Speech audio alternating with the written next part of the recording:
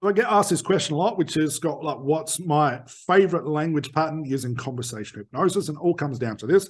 Number one, I'm not convinced of, or I'm not bothered with language patterns and fancy Ericksonian language and things like that. When we come to broach hypnotherapy, I'm more interested in the therapy side of things. I don't care how quickly my client goes into trance.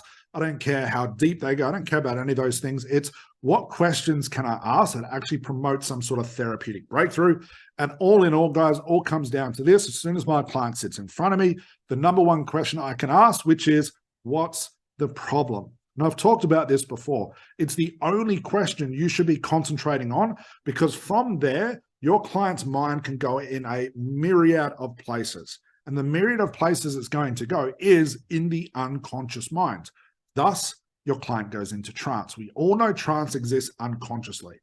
Why would I have to relax my client to get to the unconscious mind when I can ask it to go looking for information that is out of reach of the client's conscious mind and going to the same place where trance is sitting and waiting? So by asking what's the problem, I'm doing hypnosis and I'm doing therapy at the same time.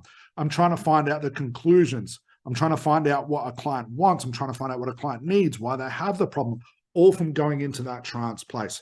A lot of therapists and coaches and NLPs spend all of their time on the hypnosis stage, all the time on the deepening. And that's, it's no fault of their own. That's the way they're taught. A lot of mentors just teach. If you go to like a 7-day hypnosis course, 6 days of that, amongst all the other fluff and stuff they teach, is all about how do I get a client into trance? How do I relax them? Let's spend the first 2 hours reading a relaxation script and only 5 minutes on the therapy. We flip that over and we start with the therapy first, because if I know I have a client go looking for information, they have to go into the unconscious mind. Where that information is, each time they come out, they're going to bring the unconsciousness with them. We call this fractionation. So language pattern aside, fancy Ericksonian language, meta models, all that stuff, forget all that stuff, guys. You should only be worrying about how quickly can I have a breakthrough.